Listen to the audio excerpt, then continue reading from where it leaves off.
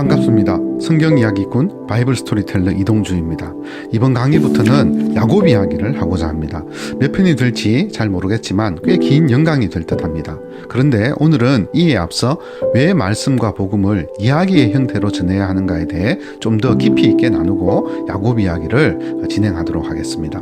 앞으로 제가 전할 야곱 이야기의 프롤로그 정도로 이해해 주시면 될 것 같습니다. 첫 번째로 왜 성경을 이야기의 형태로 전해야 하는가? 저는 확신하는 바가 있습니다.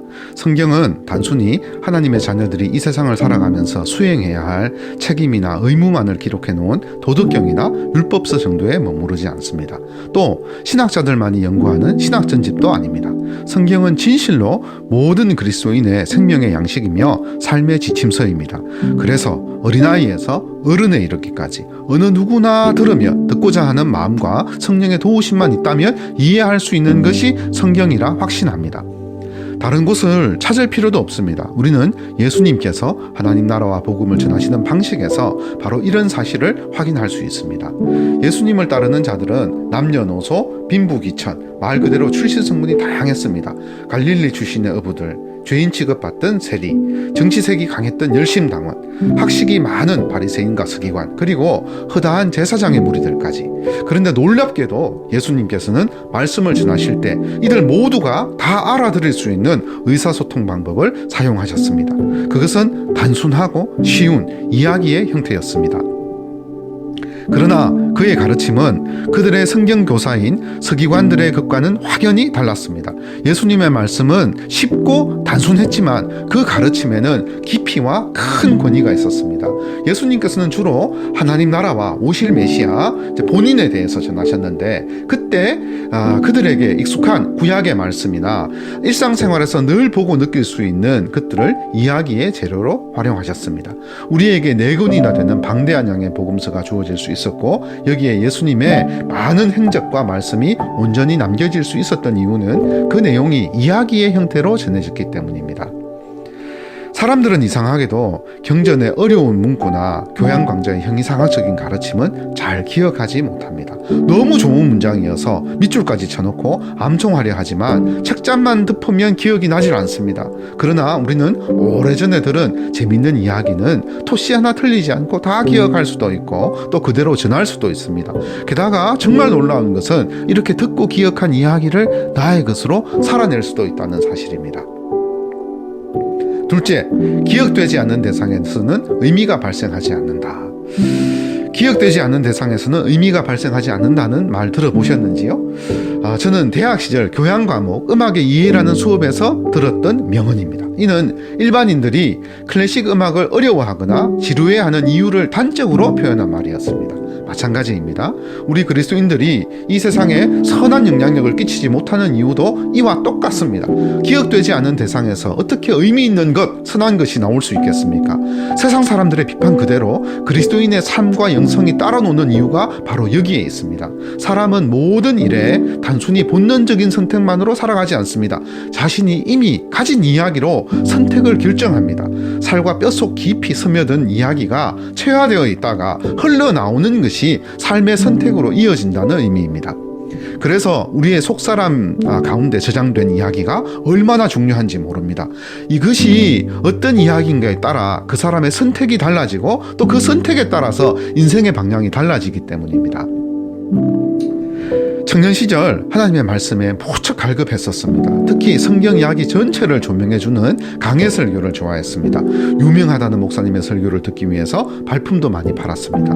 어떤 경우에는 듣고 싶은 성경 강해를 듣기 위해 매주 수요일마다 1시간씩 버스를 타고 30분씩 걸어가서 예배에 참석하기도 했습니다.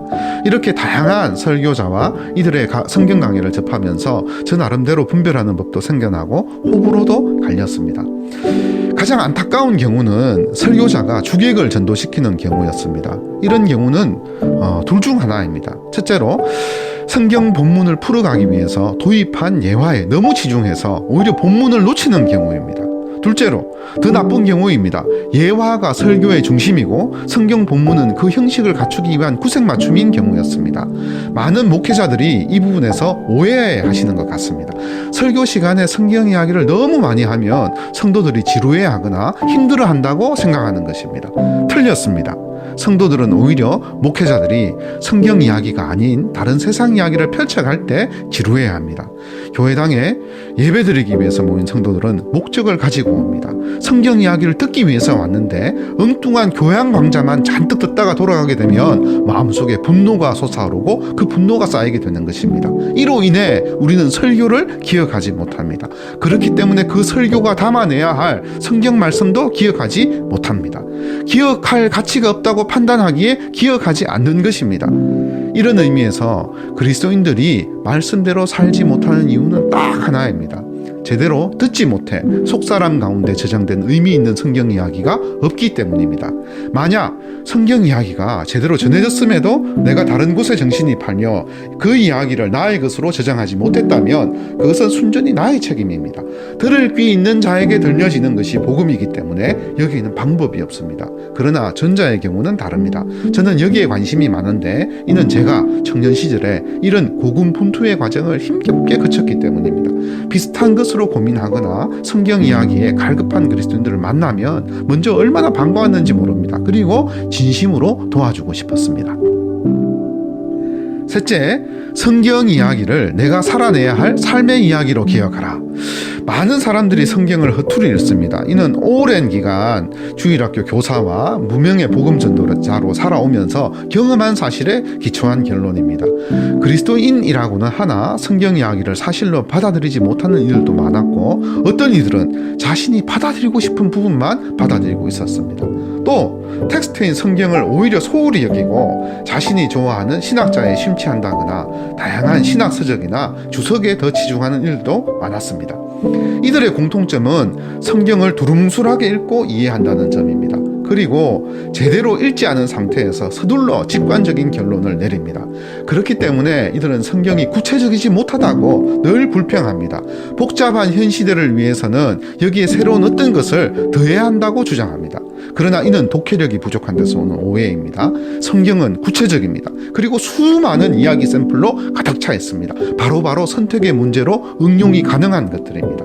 단순하지만 깊고 구체적이며 섬세합니다. 게다가 성경은 아주 논리적이기 때문에 원리에 충실하기만 하면 얼마든지 삶의 다른 문제로 응용도 가능합니다.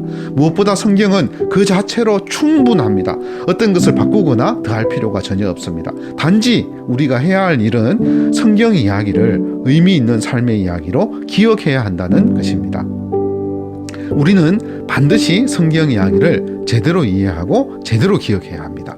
무엇보다 성경의 원작자가 의도한 대로 기억하는 것이 제일 중요합니다. 그래야 유사시 선택의 순간에 바른 응용이 가능하기 때문입니다. 모쪼록 부족한 자의 성경 이야기, 특별히 앞으로 연강할 이 야곱 이야기가 이를 듣는 많은 그리스도인 친구들에게 의미 있는 이야기로 선택되어졌으면 좋겠습니다. 그래서 우리네 삶 가운데 귀하고 풍성한 열매를 많이 맺을 수 있기를 간절히 소망합니다. 네 번째, 왜 야곱 이야기를 하려고 하는가? 바이블 스토리텔러로서 제가 가지는 삶의 모토가 있습니다. 누가복음 1장 1절에서 3절까지입니다. 우리 중에 이루어진 사실에 대하여 처음부터 목격자와 말씀에 일꾼된 자들이 전하여 준 그대로 내력을 저술하려고 붓을 든 사람이 많은지라. 그 모든 이력을 근원부터 자세히 미루어 살핀 나도 데오빌로 각하에게 차례대로 써보내는 것이 좋은 줄 알았노니 이는 각하가 알고 있는 바를 더 확실하게 하려 함이로라. 의사이면서 복음의 일꾼이었던 누가의 복음서 집필 출사표입니다. 제가 전문 사역자나 목회자가 아닌 평신도 복음 전도자이기에 누가의 이 고백은 저에게 큰 의미로 다가왔습니다. 지금까지 성경 속 야곱 이야기는 우리 그리스도인들이 수도 없이 많이 들어온 이야기 가운데 하나입니다. 실제로 지금까지 말씀에 일꾼된 자들이 그 내력을 많이도 설교하거나 저술해 놓았습니다.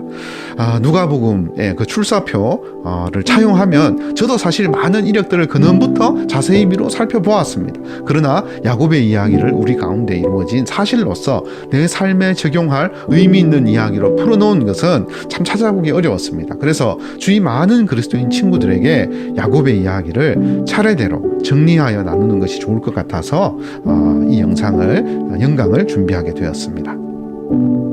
현재 우리 그리스도인들은 상대주의와 다원주의로 대표되는 아무락이 짝이 없는 포스트 모노니즘 시대를 살아가고 있습니다.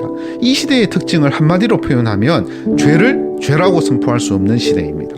그러나 야곱의 인생 이야기 속에 이런 암흑의 시대를 살고 있는 우리 그리스도인들이 마음에 새기고 지키며 살아가야 할 아주 중요한 신앙적 가치들이 다 들어있습니다. 야곱의 인생 여정 속에 그리스도인의 삶의 모본이 모두 다 들어있다고 해도 과언이 아닙니다. 우리는 인생을 향한 하나님의 뜻, 그리고 비전, 세상 속 그리스도인들의 삶의 자세, 그리고 세속화, 구제와 사회 참여, 영성의 핵심 주제인 분노와 용서의 문제에 이르기까지 삶의 모든 문제가 총망라되어 있기 때문입니다. 이제 성경 이야기꾼으로서 야곱 이야기를 여러분들에게 들려드리려고 합니다. 이야기라고 이렇게 표현해서 오해하지는 않으셨으면 합니다. 동화나 소설 같은 그런 형식, 발단, 전개, 위기, 절정, 결말, 그런 순서로 그것을 엮어가지 않았기 때문입니다. 이보다는 오히려 무성영화와 변사를 떠올리는 것이 더 좋을 것 같습니다. 야곱에 관한 성경의 텍스트가 무성영화라면 이에 대한 저의 나레이션이 야곱 이야기입니다. 동일한 무성영화라 할지라도 그 변사가 스토리를 어떻게 풀어가느냐에 따라서, 그 방법에 따라서 관객의 감동은 다릅니다. 팩트 중심의 성경 이야기를 드라마틱하게 전하는 것이 성경 이야기꾼의 능력입니다. 지금부터 이제까지 여러분들이 들어왔던 야곱 이야기하고는 많이 다른 새로운 야곱 이야기가 펼쳐질 것입니다. 새롭게 기억해야 할 야곱 이야기입니다. 모쪼록 이 강의를 다 마무리할 즈음에는, 그리고 그 이야기를 듣고 빠져나가실 때 이것이 과연 그러한가 라며 성경을 아주 구체적으로 한 번 더 살펴보시게 된다면 그것으로 변사로서의 제 몫은 다했다고 판단합니다. 자, 다음 강의부터 바이블 스토리텔러 이동주의 야곱 이야기, 우리가 살아내야 할 의미 있는 야곱 이야기 한번 들어보시지요. 바이블 스토리텔러 이동주였습니다. 감사합니다.